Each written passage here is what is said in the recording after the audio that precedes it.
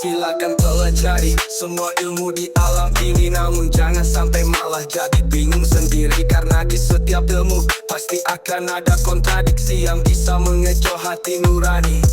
Pilihlah ilmu yang nyaman untuk dijalani, yang tidak memusingkan dan tidak membebani. Karena hidup kita sendiri yang jalani.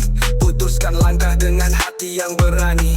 Jadikan ilmu sebagai penjaga api dalam diri, yang tidak membawa mudarat saat dipelajari, justru membuat level naik saat makin didalami. Tak dipaksakan, semua berjalan secara alami. Bijaklah memilih apa yang akan masuk dalam otak. Tidak perlu semua orang harus masuk dalam kontak.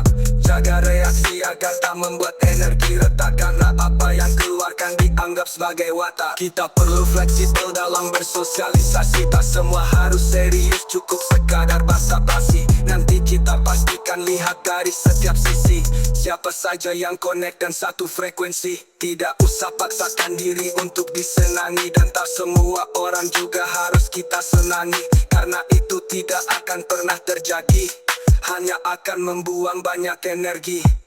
Tak mengapa jadi egois sesekali, bukan berarti kita merasa penting sendiri.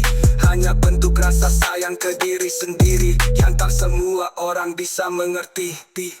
Bijaklah memilih apa yang akan masuk dalam otak. Tidak perlu semua orang harus masuk dalam kontak.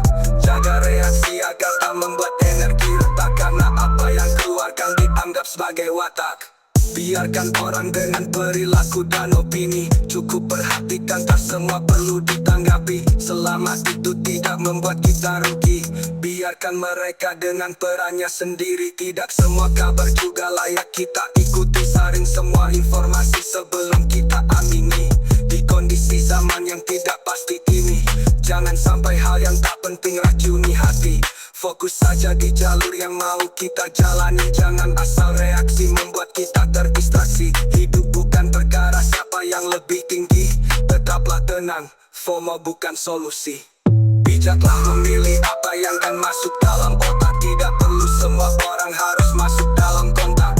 Jaga reaksi agar tak membuat energi retak, karena apa yang keluarkan dianggap sebagai watak. Usahakan sebisa mungkin jaga emosi, keep it slow.